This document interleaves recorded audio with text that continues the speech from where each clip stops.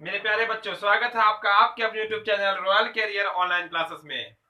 हम लोग इस क्लास में जो सीखेंगे वो आपका रहेगा सेंटअप एग्जामिनेशन में जो आपके 2 अंक के क्वेश्चन पूछे गए हैं, उस क्वेश्चन को देखेंगे, उस क्वेश्चन को फिर से यहाँ पे समझेंगे, क्योंकि आपका जो सेंटअप एग्जाम हो चुका है, यहाँ जो क्वेश्चन पूछे गए हैं इसी के आपके आधार पे फाइनल एग्जाम भी होगा।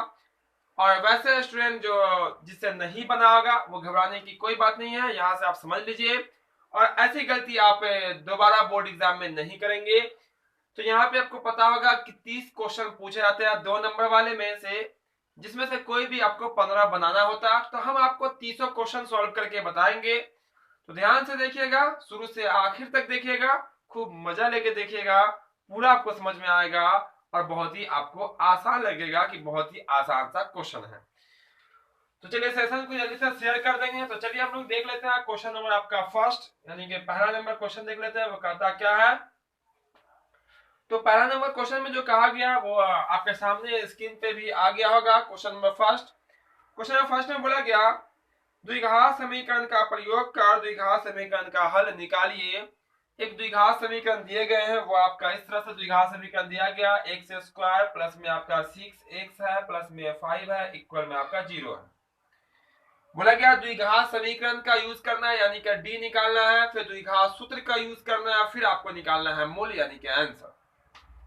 अब यहाँ से a का वैल्यू कितना होता है, 1 होता है, चूंकि एक्स स्क्वायर के बगल वाला b का वैल्यू कितना होगा आपका 6 हो जाएगा, और c का वैल्यू कितना होगा आपका 5 होगा। पूरा हम आपको बता चुके हैं, पूरा आपको ऑब्जेक्टिव भी समझा चुके हैं, 100 में 100 ऑब्जेक्टिव, 2 क्लास में 50-50 करके ऑब्जेक्टिव बताएं, सब्जेक्टिव भी पूरा बताएंगे। तो ध्यान से सीखिएगा, जिनको नहीं आता हो, जिनको आता है वो प्रैक्टिस करेंगे। डी निकालिए, डी का फॉर्मूला होता है B square minus 4ac। B कितना दिख रहा है आपको, 6 दिख रहा है, तो 6 का स्क्वायर हो जाएगा माइनस 4, ए का वैल्यू आपका 1 और सी का वैल्यू आपका 5 होगा। यहाँ कीजिए तो 6 का स्क्वायर होता है 36 माइनस यहाँ हो जाएगा 4 पंचे 20, माइनस कर लीजिए हो जाएगा आपका 16। विवेचक यानी कि डी का वैल्यू कितना निकल गया, तो निकल गया आपका 16। फिर आप क्या करेंगे, एक्स निकालेंगे जिसको हम लोग कहते हैं मूल, इसी को कहते हैं हम लोग मूल, या चलिए यहाँ पर शब्दों में हम लिख देते हैं मूल, या हल लिख सकते हैं आप। मूल लिखिए, हल लिखिए, एक्स लिखिए, कोई फर्क नहीं पड़ता है। चलिए एक्स भी लिख लेते हैं साथ में। फार्मूला आता है minus b plus minus root under D, बटा में होता है आपका 2a। अब देखिए मान डालिएगा तो फार्मूला से b माइनस फॉर b का वैल्यू कितना आपका 6 है, प्लस माइनस हो जाएगा रूट अंडर 16, 16 बटा 2 और गुना a का वैल्यू कितना होगा, तो होगा आपका 1। इसके बाद क्या करेंगे, तो देखिएगा इसके बाद माइनस 6 का माइनस 6 लिखेंगे, प्लस माइनस ये जो आपका डी है वो 16 है यहाँ पे, तो 16 का वर्गमूल कितना होता है आपका 4 होता है, बटा 2 इकाई 2 हो जाएगा। अब यहाँ से देखिएगा तो आपका यहाँ पे प्लस भी है और आपका यहाँ पे माइनस भी है, तो एक बार हम लोग प्लस यूज करेंगे, दूसरी बार माइनस यूज करेंगे, बस ऐसे ही बनाना है, 2 नंबर आपका पक्का है, बिल्कुल आसानी से मिल जाएगा। तो यहाँ चलिए हम ऐसे कर लेते हैं, अल्फा निकाल लेते हैं, तो हो जाएगा -6, बीच में लेंगे प्लस, बटा कर लेंगे कितना आपका 2। बीटा निकाल लेते हैं, तो पहले तो माइनस है, बाद वाला भी माइनस लेंगे, 2। यानी कि यहाँ जो आपका प्लस और माइनस दिख रहा है वो बारी बारी से अलग अलग कर देंगे, एक्स प्लस वाला अलग, माइनस वाला अलग। अब देखिएगा 2 में से 6 घटाइएगा, -2 बचेगा, बट्टा में 2, माइनस कर लीजिए, आपका 1 हो जाएगा, कटने के बाद 2 जुड़ जाएगा, बट्टा में 2 हो जाएगा, माइनस में 5। ऐसे क्वेश्चन ऑब्जेक्टिव में ही पूछे गए हैं।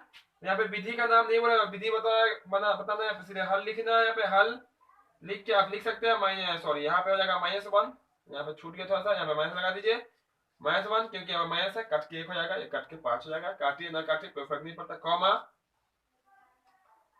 यही होगा इसके आंसर, है ना। बिल्कुल आसान क्वेश्चन, बहुत इजी क्वेश्चन है, 1 से 2 मिनट में आसानी से, बिल्कुल आसानी से बन जाएगा। द्विघात समीकरण का ये आपका एक्सरसाइज नंबर 4 का ये चैप्टर हम बताएंगे आपको, क्वेश्चन कौन सा क्वेश्चन किस एक्सरसाइज का किस चैप्टर का है, और आपको क्वेश्चन बताएंगे बिल्कुल कंसेप्ट के साथ, बिल्कुल बारीकी से।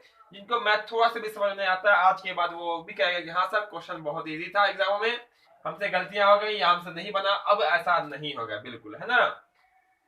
चलो दोस्तों कर देते हैं साफ यहाँ से। तो जो क्लास को अब तक लाइक नहीं करेंगे लाइक जरूर कर दीजिए, क्योंकि बहुत सारे स्टूडेंट भूल भी जाते हैं, तो क्लास को लाइक कर दीजिएगा, और जो नए होंगे चैनल पे वो सब्सक्राइब करके बेल आइकन भी दबा लेंगे, ताकि हर एक क्लास का नोटिफिकेशन आपको मिलेगा और आप भी बिल्कुल आसानी से आप तैयारी कर सकते हैं। तो अब देखेंगे जो वो रहेगा आपका क्वेश्चन नंबर आपका सेकेंड रहेगा, सेकेंड नंबर क्वेश्चन को देखेंगे, वो क्वेश्चन आपका कहता क्या है। दूसरा नंबर क्वेश्चन भी हम लोग देख लेते हैं।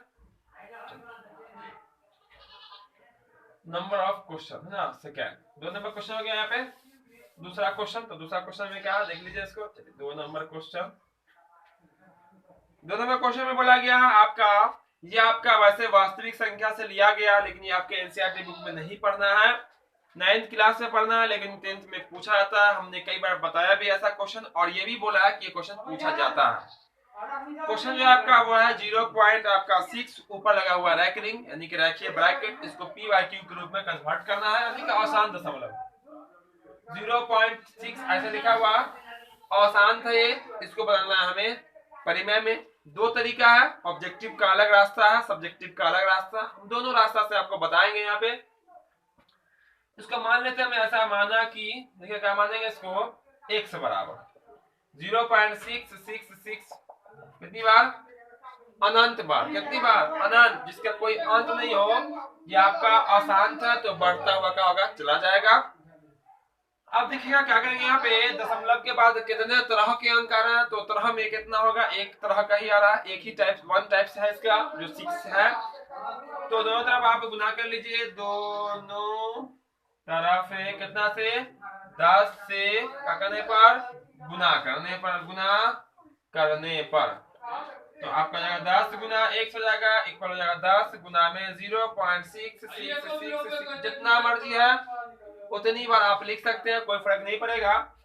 10x का 10x यहाँ गुना कीजिएगा तो 1 जीरो है, दशमलव यहाँ से घटा के यहाँ पे आ जाएगा 6.666, 3 ही बार लिखेगा यहाँ पे।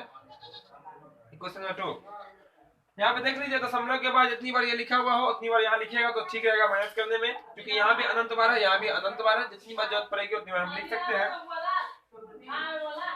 समीकरण 2 में से आप समीकरण क्या कीजिए, समीकरण 2 आपका हो जाएगा घटाव समीकरण कितना, 1। समीकरण 2 यहाँ पे आपको दिख रहा होगा, 10x बराबर इक्वल में 6.666 डॉट डॉट लगाइएगा जरूर। एक कितना, x इक्वल में है 0.666, अनंत बार है। माइनस कीजिए, यहाँ माइनस 10x में से x घट के आ जाएगा 9x आपका, इक्वल में हो जाएगा आपका कितना, ये जाएगा आपका 6.000, ये आपका कैंसिल हो जाएगा।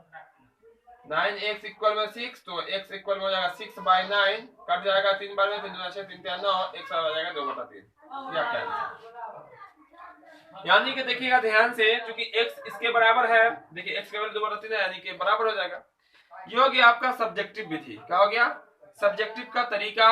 हम आपको ऑब्जेक्टिव का भी तरीका बताएंगे बिल्कुल आसानी से, जो कि बहुत ही कम समय 2-3 सेकंड में आपका आंसर आ जाएगा।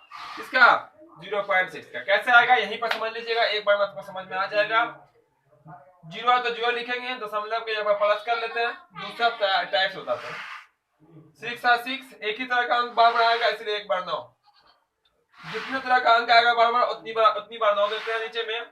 0 के साथ जोड़िएगा तो आपका 6/9 ही आएगा, काट लीजिए 2 से, 2 3 6, 2 3 3 9, 2/3 आपका आंसर। ये होता है ऑब्जेक्टिव तरीका, जो कि हमने स्पेशल इसका क्लास भी कराया है। ठीक है, हर एक क्लास कराया है, हर एक चैप्टर का क्लास कराया है। तो जो नहीं देखे होंगे, जो नए होंगे या पुराने भी होंगे लेकिन सब नहीं देखे होंगे, देखिएगा आपको हर एक चैप्टर मिल जाएगा। चलिए तो यहाँ से हम कर देते हैं साफ और देख लेंगे हम तीसरा नंबर क्वेश्चन। किसको देखेंगे, तीसरे नंबर क्वेश्चन को देखेंगे कि तीसरा नंबर क्वेश्चन आपका कहता क्या है। तो यहाँ पे हम बहुत सारे क्वेश्चन आपको बताने वाले हैं, और वैसे क्वेश्चन को बताएंगे जो आपके सेंट्रल एग्जाम में पूछा गया है इस बार, और आप लोग भी आंसर मिलाते चलिएगा। और आपको ऐसा लगता होगा कि क्वेश्चन में ये क्वेश्चन हमसे नहीं बनेगा या नहीं बना, वैसी अब कोई बात नहीं होगी। हम आपको पूरा 30 में 30 क्वेश्चन आपको सॉल्व करके दिखलाएंगे और समझा के बताएंगे, पूरा कंसेप्ट क्लियर करके बताएंगे। बस आप समझते चलिएगा ध्यान पूर्वक, बहुत ही आसान हो जाएगा। चलिए हम लोग देख लेते हैं क्वेश्चन नंबर 3, तीसरा नंबर प्रश्न को देखिएगा। ये आपका वास्तविक संख्या से लिया गया, पहला ही चैप्टर से। इसमें करना है हमें सिद्ध, क्या करना है, सिद्ध करना है, यानी कि साबित करनी है कि आपका 5 प्लस में क्या, आपका 5 प्लस में आपका है √3 एक अपरिमेय संख्या। सिद्ध जो करना है क्वेश्चन तो आपको दिख ही रहा होगा क्वेश्चन। देखिए क्या सिद्ध करना है, उसको पहले हम लोग अपोजिट मान लेते हैं। देखिए यहाँ पे माना कि आपका 5 प्लस में √3 का आपका एक परिमेय संख्या है, मान लेते हैं ऐसा। एक परिमेय संख्या। इक्वेशन नंबर 1 कर ले यहाँ पे, क्या कर ले यहाँ पे, परिमेय संख्या मान ली, ऐसा आप मान सकते हैं बिल्कुल, है ना। फिर आप क्या कीजिएगा, यहाँ से इसको मानिए x के बराबर, फिर मानिए तो हम यहाँ पे फिर लिख देते हैं यहाँ पे, फिर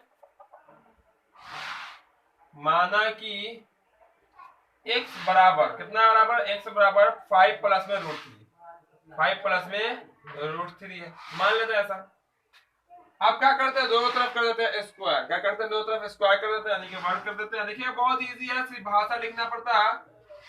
वर्ग करने पर किस तरफ, दोनों तरफ, दोनों तरफ ऐसे लिख सकते हैं, दोनों तरफ वर्ग करने पे एक्स स्क्वायर प्लस में इक्वल हो जाएगा आपका 5 प्लस में √3 का होल स्क्वायर। सिर्फ भाषा का खेल होता है, बस समझ लीजिएगा एक बार, एक क्वेश्चन में पूरा आपका कांसेप्ट क्लियर हो जाएगा परिमेय वाला।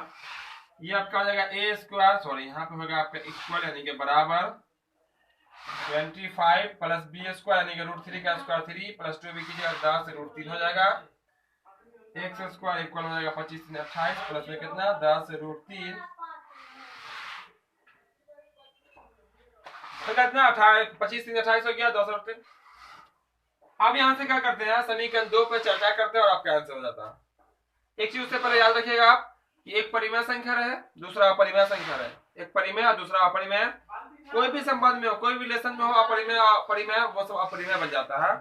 जैसे अगर एक परिमेय हो दूसरा अपरिमेय हो प्लस हो बीच में तो अपरिमेय हो जाएगा टोटल। यहाँ देखिएगा समीकरण 2 पे ज्यादा हम लंबा चौड़ा लेके जाएंगे नहीं, तो देखिएगा शॉर्टकट कर देंगे। 28 आपका परिमेय, कोई रूट वाला है नहीं, ये आपका परिमेय होगा 28। आपका 10 भी का होगा, परिमेय होगा, स्पेशल 10 की बात कर रहे हैं वो आपका परिमेय होगा। लेकिन बात की जाए सिर्फ √3 की, तो √3 आपका अपरिमेय है, क्या आपका अपरिमेय, चूंकि रूट के अंदर है, ये आपका अपरिमेय, ये आपका परिमेय, दोनों के बीच का आपका गुना है, जिसका से पूरा का बन जाएगा तो पूरा बन जाएगा आपका अपरिमेय। समझते चलिएगा, यहाँ पे आपको समझा रहे हैं बिल्कुल क्लियर करके, ये पूरा बन जाएगा आपका अपरिमेय। जब ये पूरा अपरिमेय है, ये आपका परिमेय है तो प्लस है, एक अपरिमेय एक परिमेय का बन जाएगा, ये भी आपका अपरिमेय बन जाएगा। उसी को यहाँ पे लिखेंगे, देखिएगा इसी को जो अभी बताया उसी को लिखेंगे। समीकरण 2 में 28 एवं आपका 10 जो है वो परिमेय है, क्या आपका परिमेय है, और √3 का एक अपरिमेय संख्या लिख दिया वहां पे। समीकरण 2 में 28 और 10 का आपका परिमेय है और √3 का आपका अपरिमेय है, क्लियर है। इसीलिए आपका फाइनली होगा वो क्या हो जाएगा आपका 28 प्लस में 10 √3 का हो जाएगा आपका अपरिमेय होगा, क्या होगा आपका अपरिमेय होगा, अपरिमेय है। ऐसे इक्वेशन कर लीजिए 3, कारण लिख दिए यहाँ पे, क्योंकि कारण ही लिख देंगे तो बातें खत्म हो जाएगा आपका, क्या कारण मेन तो कारण होता है, कोई क्या क्यों कैसे हुआ लिख देते हैं, क्योंकि परिमेय गुना अपरिमेय क्या होता है आपका, वो रिजल्ट होता है आपका अपरिमेय, क्या होता है अपरिमेय होता है। परिमेय और गुना अपरिमेय क्या होता है, परिमेय अपरिमेय, और अपरिमेय और जोड़ परिमेय क्या होता है आपका अपरिमेय होता है। इसलिए हम कह सकते हैं इक्वेशन नंबर 3 जो है वो इक्वेशन नंबर 1 के अपोनेंट है ना, अपोजिट है। हम कह सकते हैं कि मेरा मानना जो था वो क्या था, गलत था। इसे हम लिख देंगे यहाँ पे समीकरण 3, समीकरण 1 का क्या कर रही है, विरोध कर रही है, विरोध करती है, इसीलिए क्या होगा आपका, इसीलिए हम कहेंगे 5 प्लस में कितना आपका 5 प्लस √3 a क्या होगी, अपरिमेय संख्या होगी, अपरिमेय संख्या है। आया पर कर दीजिए प्रूफ, क्या कर दीजिएगा प्रूफ कर दीजिए। ऐसे ही क्वेश्चन बनते हैं ये अपरिमेय सिद्ध करने वाला। अब जो लगता है आप लोग भूलिएगा नहीं, अपरिमेय सिद्ध करने वाला बस सिर्फ भाषा का खेल है, और आपको थोड़ा सा नियम आपको याद रखना पड़ेगा कि एक परिमेय रहे दूसरा अपरिमेय रहे, चाहे वो किसी भी संबंध में हो, किसी भी रिलेशन में हो, परिमेय अपरिमेय, उसका जो फाइनल रिजल्ट आएगा वो आपका अपरिमेय ही निकल के आएगा। चलिए आगे बढ़ते हैं, अब इसको साफ कर देते हैं। स्क्रीनशॉट आप लोग लेकर चलेंगे, सबको नोटबुक में नोट भी कर लेंगे, एक बार प्रैक्टिस भी कर लेंगे, काफी बेहतर हो जाएगा आपका मैथ, काफी बेहतर तरीके से आपको याद भी हो जाएगा। अब कर लेते हैं इसको साफ, और यहाँ पे जो होगा वो होगा क्वेश्चन नंबर 4। तो जो क्लास में देरी से आए होंगे क्लास को लाइक करके और बने रहेंगे आखिर तक, हर एक क्वेश्चन को समझेंगे, सीखेंगे। बिल्कुल आपके लिए मैथ बिल्कुल आसान हो जाएगा, आपको पूरा समझ में भी आएगा और बहुत अच्छे तरीके से आप तैयारी कर पाएंगे। और प्रत्येक दिन क्लास यहाँ पे मिल ही जा रहा है आपको 6 बजे से। और मैथ का क्लास, साइंस, सोशल साइंस सबका क्लास हो रहा है, ऑब्जेक्टिव सब्जेक्टिव है ना। और साइंस, सोशल साइंस सबका सेंटर एग्जाम का भी ऑब्जेक्टिव क्वेश्चन क्लास हमने कराया बहुत अच्छे से। अब बहुत सारा स्टूडेंटों ने बहुत अच्छा रिस्पांस भी लिया है ना, बहुत सारे का कमेंट भी आया। चलो देखते हैं हम लोग क्वेश्चन नंबर 4। क्वेश्चन नंबर 4 में कहता क्या है, क्वेश्चन नंबर 4 बोला क्या, एक द्विघात बहुपद है, दूसरा चैप्टर का क्वेश्चन है, द्विघात बहुपद दिए गए हैं। बोलेगा शून्यकों का गुणनफल 4 है, तो बोला गया ए का वैल्यू क्या होगा। पहले जो द्विघात बहुपद है उसको नोट कर लेते हैं। वो आपके आंसर से है ए एक्स स्क्वायर माइनस में 6x माइनस 6, क्या आपका द्विघात बहुपद है ये। और गुणनफल दिया हुआ है आपको, शून्यकों का गुणनफल दिया हुआ है 4। और क्या मालूम है, गुणनफल मालूम है कितना, वो मालूम है 4। बोला गया ए का वैल्यू क्या होगा, व्हाट। क्वेश्चन तो दिख ही रहा है आपको, क्लियर ना। और सबके पास तो क्वेश्चन पेपर होगा ही, मिला के देख सकते हैं कि हम इसी साल का सेंट्रल एग्जामिनेशन का क्वेश्चन बताया या किसी और साल का, बिल्कुल इसी साल का है ना सेंट्रल एग्जामिनेशन। आप देखिए यहाँ पे योग कितना मालूम है 4 है, सॉरी गुणनफल कितना मालूम है 4 है, गुणनफल का ही फॉर्मूला लगा लीजिए। इसीलिए देखिएगा गुणनफल इक्वल में कितना मालूम है आपको 4। और द्विघात बहुपद में शून्यकों का जो गुणनफल होता है उसका फॉर्मूला होता है आपका c बट्टा a। क्या होता है, c बट्टा a। तो c का वैल्यू कितना है -6, a का वैल्यू कितना आपका a, बराबर कितना होगा आपका 4। क्लियर ना। फॉर्मूला क्या होता है, अल्फा प्लस बीटा यानी कि शून्यकों का योग क्या होता है माइनस b बट्टा a, अल्फा इंटू बीटा यानी कि शून्यकों का गुणनफल क्या होता है c बट्टा a। c का वैल्यू -6, a का वैल्यू a है, इसके बटा कुछ क्या होगा 1 होगा। गुना करनी गुना कर लीजिए, ऊपर ऊपर काट भी सकते हैं, चलिए एक बात नहीं काट लेंगे, कोई दिक्कत नहीं। तो a गुना 4 होगा इक्वल -6 हो जाएगा, ठीक है ना। गुना करनी गुना कर दिए, इसको इससे a का वैल्यू निकालना है, 4 को भेज दीजिए उस पार। तो a बराबर हो जाएगा आपका -6/4, 2 से भाग कर 2 दूना 4, 2 तिया 6, आपका a बराबर हो जाएगा -3/2। कितना होगा आपको -3/2। इसका राइट यानी कि बिल्कुल सही आंसर निकल के आएगा इस क्वेश्चन का। क्लियर ना। ए का मान निकल गया, क्वेश्चन में कुछ नहीं किया गया, गुणनफल का मान फॉर्मूला लिखा गया c बटा a, c का वैल्यू माइनस में है, माइनस आंसर कितना आएगा -3/a निकल के आएगा a का वैल्यू। तो ये थे आपके क्वेश्चन नंबर 4। इसमें हम लोग अधिक से अधिक क्वेश्चन देखने की कोशिश करेंगे, क्योंकि बहुत सारे क्वेश्चन है। क्वेश्चन आपका 30 क्वेश्चन पूछा जाता है एग्जाम में, कोई भी आपसे बोला जाता है 15 क्वेश्चन बनाइए, तो बहुत आसान है और आसान पढ़ के जाइए, ऐसी तैयारी करके जाइए कि आपको 15 बिल्कुल इजी लगे, कोई आपको हार्ड नहीं लगे, कोई ऐसा नहीं लगे कि ये क्वेश्चन हमसे नहीं बनेगा। सब क्वेश्चन आपसे बन जाएगा, बस आप तैयारी के में लगे रहेंगे और रेगुलर क्लास में रहेंगे, पूरा बनेगा। 30 में 30 बनने वाला होगा, लेकिन बनाएंगे हम 15, जिसपे खूब अच्छे से कमांड हो और तरीके से बनाएंगे। चलिए हम लोग देख लेते हैं क्वेश्चन आपका 5। तो 5 नंबर क्वेश्चन में कहता है, उसको देखिएगा। 5 नंबर में बोला गया, समीकरण दिया गया, बोला गया इसके लिए प्राकृत संख्या का समुच्च लिखिए। इसके लिए प्राकृत संख्या का समुच्च लिखिएगा। देखिए क्या होता है प्राकृत संख्या का समुच्च, x + 2y इक्वल में दिया हुआ 0, क्या दिया हुआ है 0, सॉरी 0 नहीं 9 है, कितना है 9 है। आपको पता होगा कि प्राकृत संख्या कहते हैं किसको, गिनती की संख्या कहते हैं। तो गिनती की संख्या हम यहाँ पर डालेंगे, देखिएगा मान निकल के आधा चला जाएगा। चलिए y का वैल्यू डाल लेते हैं, किसका वैल्यू, और भी तीन काम चला लेता है। अगर आपकी मर्जी है ना कि x का वैल्यू डालेंगे, तो बिल्कुल आप x का वैल्यू डाल सकते हैं, यही आगे। तो y का निकल के आएगा, हम y डाल रहे हैं तो किसका वैल्यू निकल के आएगा, x का वैल्यू निकल के आएगा। तो देखिए क्या होगा, प्राकृत संख्या का समुच्चय लिखेंगे तो y बराबर रखिए 1, कितना रखने पर 1 रखने पर तो कितना होगा x प्लस में 2y इक्वल में कितना 9 है। तो x प्लस में 2 इंटू 1 हो जाएगा इक्वल में 9, x प्लस में 2 इक्वल में 9 यानी कि x कितना होगा आपका 7। बहुत लंबा स्टेप कर लिए, बहुत आसान था। चलिए y बराबर 2 रखने पर कितना रखने पर 2, चूंकि यहाँ पे क्या आपका प्राकृत संख्या, तो फिर से इक्वेशन नोट कर लीजिए। x प्लस में कितना हुआ 2y इक्वल में 9 है, तो x प्लस में 2 इंटू 2 हो जाएगा इक्वल में 9, x इक्वल में 9 इसको कर लीजिए उस पर, तो मैथ में हो जाएगा 4, 2 2 4, x इक्वल में 5, ठीक है ना। फिर y बराबर रख लीजिए, अब कितना 3 रख लीजिए, रखने पर तो पता ही है x प्लस में कितना y है 2y है, x प्लस 2 इंटू 5, सॉरी 5 नहीं कितना रखेगा 3 रखेगा ना, 3 इक्वल में 9 तो हो जाएगा x प्लस में 3 दूना 6,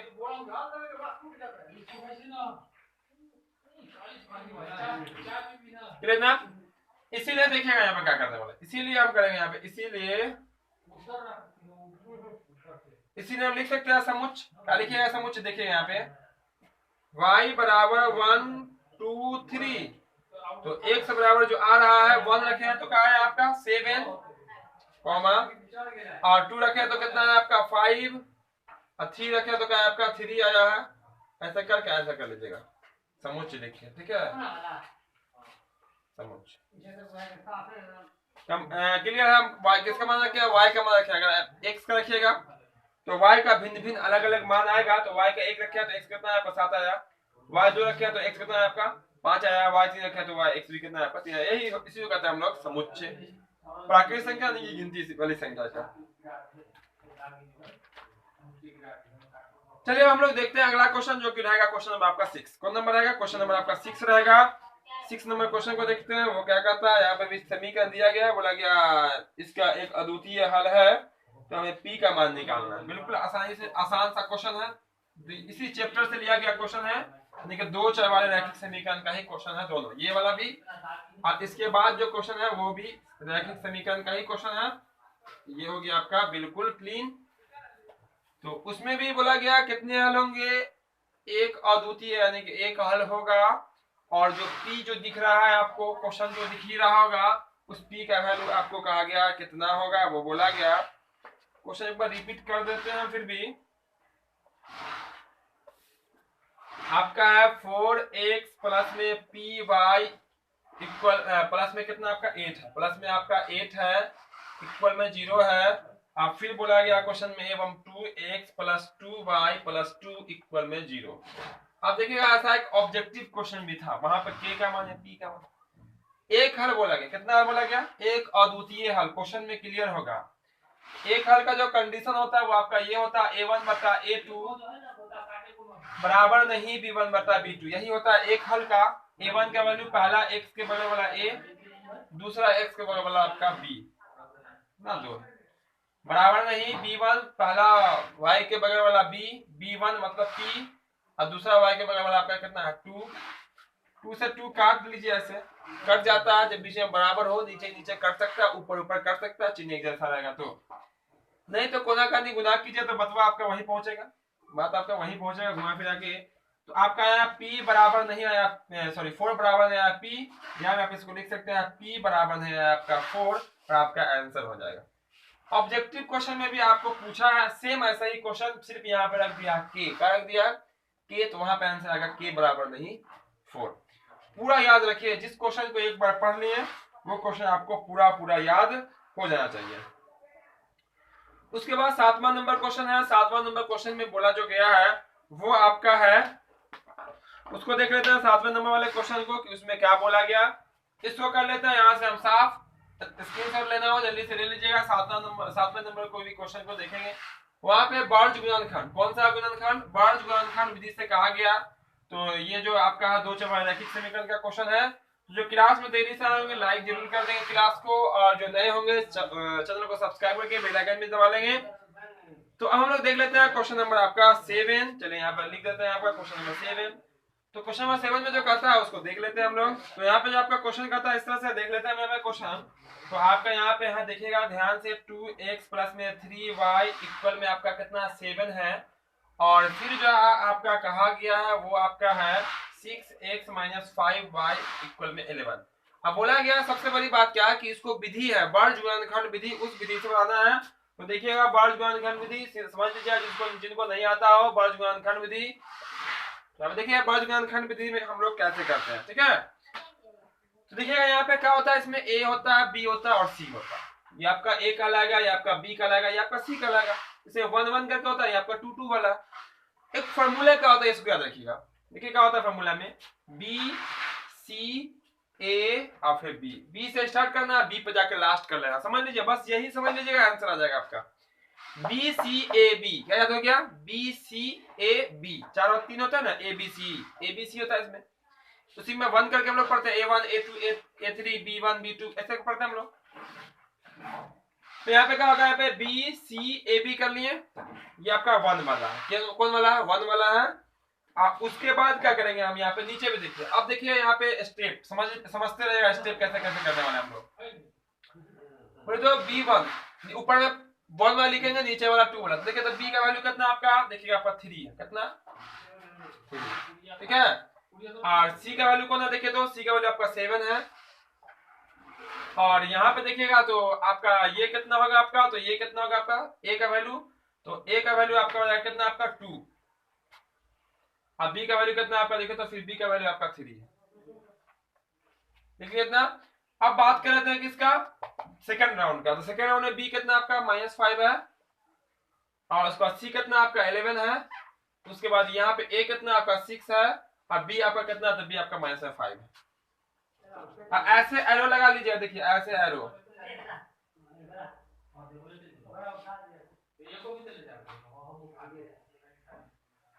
देखिए आंसर निकल के आ जाएगा। ठीक है, बी सी ए बी कर लिए, बी सी ए बी कर लिए, और आपका समझिए तो आंसर निकल के आ गया। अब देखिए इसको मिटा देते हैं हम, यहाँ पे पहला दोनों के ऊपर लिख देते ऐसे करके x, यहाँ कर देते हैं दोनों के ऊपर y, और यहाँ होता है आपका 1। अब देखिए आंसर हो जाएगा। देखिए रट कैसे करेंगे, इसीलिए किस कौन में से बाज गुणनखंड विधि से। ठीक है, x बटा, भाई सब x कहां से कर दिए, तो x का वैल्यू देखिए कैसे निकलेगा, x, अरे जब पहला 4 राउंड दिख रहा है, 4 अंक, वही x के बटा में लिखा था। किसको, ऊपर से देखिए एरो, ऊपर से स्टार्ट करेंगे, ऊपर को कितना एरो, यहाँ आ रहा 11 तिहाई, कितना 3 का 11 से गुना कर दीजिए, 11 तिहाई 33, कितना 11 तिहाई 33। क्लियर? इतना बीच होता है माइनस, इसको इससे गुना कर दिया तो कौन होगा, -5 किससे गुना होगा आपका, 7 से गुना होगा, तो माइनस में हो जाएगा आपका 7 5 35। क्लियर? इतना ये फॉर्मूला का माइनस, ये हो जाएगा 5 7 35। एक्स का काम खत्म, बराबर y बटा, कौन बटा, y बटा। अब y जो होता है वो किसके लिए, इन दोनों के लिए होगा। ठीक है, इन दोनों के लिए ऊपर से नीचे जाएगा, तो 7 6 कितना होता है आपका 42, माइनस आ जाएगा 11 दूना कितना 22, बराबर 1 बटा। अब 1 किसके लिए हो रहा है, इन दोनों के लिए, हो जाएगा 2 5 10, -10 हो जाएगा, अब माइनस हो जाएगा 6 3 कितना 18।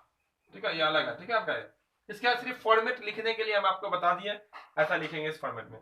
अब इसको बना लीजिए, आपका आंसर होगा, देखिए x बटा 33 रहेगा, माइनस माइनस प्लस 35, तो 35 और 33 कितना होगा, तो आपस में जुड़ जाएगा, तो 33 हो जाएगा 66, और 2 हो जाएगा आपका 68, कितना हो जाएगा आपका 68 हो जाएगा, बराबर y बटा, ये घट जाएगा तो हो जाएगा आपका कितना 20 हो जाएगा, बराबर 1 बटा, दोनों जुड़ के कितना होगा माइनस में 28 हो जाएगा, कितना होगा आपका 28। तीनों आपस में बराबर है, तो इसके बराबर रखिए इसको, इससे एक आंसर निकल जाएगा, इसके बराबर रखिए इसको, इससे एक आंसर निकल जाएगा। तो देखिए यहाँ पे, इसीलिए हम लिख सकते हैं यहाँ पे, इसीलिए कर सकते हैं x बराबर x बटा 68 बराबर में कितना 1 बटा -28, 1 बटा -28, क्योंकि अचर मान का रखिएगा साथ में तभी आंसर निकला। क्रॉस कर लीजिएगा, एक कितना आपका y बटा 20 बराबर 1 बटा -28, यानी कि x को भी कर लीजिएगा 1 बड़ा के बराबर, इसको चूंकि सब तो बराबर है, अब आंसर निकाल लीजिए। गुना करनी, गुना कर लो, तो गुना करोगे तो हो जाएगा माइनस में 28 x बराबर 68 हो जाएगा, और यहाँ करेंगे गुना करनी गुना, तो हो जाएगा माइनस में 28 y, माइनस में हो जाएगा आपका 28 y बराबर कितना होगा आपका 20, और निकाल लीजिए आपका आंसर। तो आपका आंसर निकल के आएगा, वो आ जाएगा, देखिए यहाँ हो जाएगा आपका x बराबर में हो जाएगा आपका कितना 68 बटा में -28, और ये हो जाएगा इधर में हो जाएगा आपका y बराबर में हो जाएगा आपका 20 बटा में -28। भाग कर लीजिए दोनों में, कुछ से भाग लग जाएगा आपका, 2 से तो लग ही रहा, तो 2 से भाग कर दीजिए, 2 से कीजिए 14 हो जाएगा, 2 से कीजिए 2 3 6, 2 चौका 34 हो जाएगा, फिर 2 से लगेगा तो हो जाएगा 7, 2 से लगेगा कितना होगा आपका यहाँ पे 7, तो x का वैल्यू आ जाएगा आपका 17 बटा 7, और y का जब वैल्यू निकालिएगा तो दोनों में 2 से भाग कर दीजिए, 4 से 4 5 20, 4 7 28 -5 बटा 7, यह तो दोनों आंसर निकल गया है, आप आंसर कर लीजिए। तो यही इसका फाइनल आंसर निकल के आया। तो सबसे पहले क्या करना है, इसको फॉर्मेट पे ले जाना है, बी सी ए बी। ऊपर में पहला समीकरण का लिखिएगा, नीचे में दूसरा समीकरण का एरो लगाइएगा ऊपर से, और हमेशा ऊपर से टच कीजिएगा। इसको ऐसे गुना किया माइनस, इसको ऐसे गुना करेंगे, फिर y बटन में इसको ऐसे गुना करेंगे, फिर इसको ऐसे गुना करेंगे। यही इसका फॉर्मेट होता है वर्ग गुणनखंड विधि का। उम्मीद करते हैं बिल्कुल इजी में आपको समझ में आ गया होगा। बिल्कुल इजी है, बस सजा लेना है और आपको बिल्कुल कुछ करना नहीं है, कोई गुना उना नहीं करना, समीकरण एक समीकरण दो कुछ भी नहीं करना, आपका आंसर यही आएगा। जिस टाइप से आपको आता बनाने वैसे बना लीजिएगा, मिला के देखिएगा आपका आंसर यही मिलेगा। इतना क्लियर है? तो देख लेते हैं हम लोग अगला प्रश्न देखेंगे, जो कि आपका होगा प्रश्न नंबर कितना होगा, वो हो जाएगा आपका प्रश्न नंबर, है ना, कितना होगा प्रश्न नंबर आपका हो जाएगा 7 तो था ही है ना। 8 नंबर प्रश्न को देखेंगे, बहुत इजी क्वेश्चन है, मूलों की सिर्फ प्रवृत्ति बता देनी है। तो बस आप लोग आखिर तक बने रहेंगे, लास्ट क्वेश्चन इसके बाद देखेंगे, फिर हम लोग अगले क्लास में देख रहे हैं क्वेश्चन। ज्यादा लंबा क्लास है, कोई जरूरी नहीं है, बारी बारी से हम लोग देखेंगे, आराम से पढ़ेंगे, कम क्वेश्चन पढ़ेंगे कोई बात नहीं, लेकिन पूरा समझ के पढ़ेंगे। तो जो देरी से आएंगे क्लास को लाइक कर देंगे, और जो नए होंगे चैनल को सब्सक्राइब करके बेल आइकन जरूर दबा देंगे, ताकि आपको हर एक क्लास का नोटिफिकेशन मिलता रहेगा। तो आपको पढ़ने में खूब मजा आएगा, है ना, और हमको तो मजा आता ही है पढ़ाने में। चलिए यहाँ पे देख लेते हैं 8 नंबर। 1 नंबर प्रश्न में कहता है समीकरण दिए गए हैं, मूल ज्ञात किए बिना मूल हमें निकालना नहीं है, जबकि बता देनी है कि इसका मूल्य कैसा होगा। अजीब बात है, कहता निकालिए नहीं पर बताइए कि हम कैसे हैं। ठीक है, हमको छूना नहीं, हम बिल्कुल नहीं छुएंगे, अब बता देंगे कि ये कैसा है। ठीक है, इसके लिए हमको क्वेश्चन जो कहा उसको लिख लेते हैं। 4x² माइनस 8x प्लस में 3 इक्वल में 0। बहुत सारे स्टूडेंट ने बता भी दिया है कि मूल्य कैसा है, बहुत इजी क्वेश्चन है। चलिए इसके लिए हमें निकालना पड़ेगा डी, तो पहले ए निकाल लेते हैं, अभी जस्ट निकाले भी थे। ए बराबर होगा यहाँ पर 4, बी बराबर होगा -8 और सी बराबर होगा आपका 3। बहुत इजी है। डी का फॉर्मूला क्या होता है, विवेचक का b² माइनस 4ac, मान डाल लीजिए। बी का वैल्यू -8 है, -8 का स्क्वायर -4, ए का वैल्यू 4 है, सी का वैल्यू 3 है। 64 माइनस 4 चौक 16, 16 3 कितना है आपका क्वेश्चन, ठीक है ना। 4x² माइनस में 8x प्लस में 3 है ना क्वेश्चन है। बोला मूलों की प्रवृत्ति क्या होगी, तो ये हो जाएगा आपका 8 का स्क्वायर 64 माइनस 4 चौक 16, 16 3 48, और आप घटा लीजिएगा तो बच जाएगा आपका 14 6 16। अब यहाँ आगे निकालना नहीं है कुछ। अब देखिएगा डी का वैल्यू जो है ना 0 से बड़ा, 16 0 से बड़ा होता है कि नहीं होता है, बिल्कुल होता है। क्योंकि लिख सकते हैं डी जो है ना वो 0 से बड़ा, देखिए जैसे मुंह खुला होता है वो बड़ा होता है, इसको पढ़ेंगे डी जो है 0 से बड़ा है, इसीलिए जो इसका मूल होगा वो मूल वास्तविक और असमान आ जाएगा। कहाँ जाएगा, मूल वास्तविक और क्या होगा आपका असमान, वास्तविक और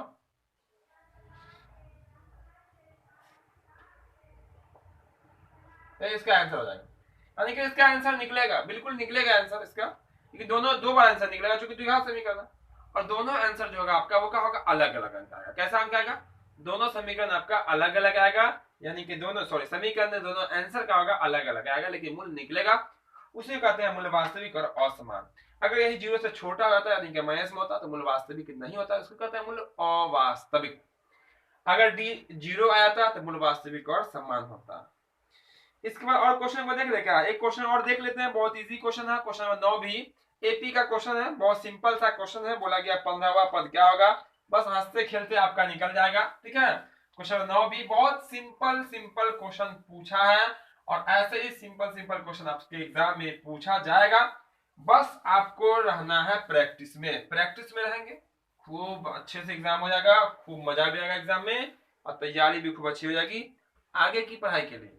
ऐसा नहीं ये सोच के मत पढ़ेंगे सिर्फ एग्जाम पास कर जाएंगे बस तीर मार लिया, ऐसा कुछ नहीं। आगे जो हमको पढ़ाई करना है वो भी हमें अभी मतलब के समझ में आ जाना चाहिए, आसान लगने लगे। अब देखिए यहाँ पे एपी दिया, बोला गया 3 8 13 डॉट डॉट का 15वां पद क्या होगा, 15वां पद। ठीक है, 15वां पद। दो ही चीज देखिए, एपी चैप्टर है, दो ही चीज पढ़ना, या तो योग या तो एन या तो एसएन। कहने का यहाँ पे होगा 15वें नंबर पे क्या आएगा वो बताना। क्वेश्चन तो क्लियर है, आपको दिखाई पड़ ही रहा होगा। क्वेश्चन में बोला गया 15वें नंबर पे क्या आएगा। इसमें पहला पद को ए कहते हैं, इसमें निकालना बताया स्मॉल डी, जो दूसरा में से पहला घटा था, घट क्या था 5 हो जाएगा। क्या पद 15वां पद, जिसको हम लोग ए 15 कहेंगे, एन का वैल्यू 15 कहेंगे। अब 15वां पद निकालना, यानी कि ए 15 का वैल्यू नहीं मालूम, क्योंकि पहला पद को ए, दूसरा को A2, तीसरा को A3 बोलते हैं। A15 15वां पद, nवां पद का फॉर्मूला होता है। किसका फॉर्मूला होता है? nवां पद का। a plus n minus 1 into में होता है आपका d।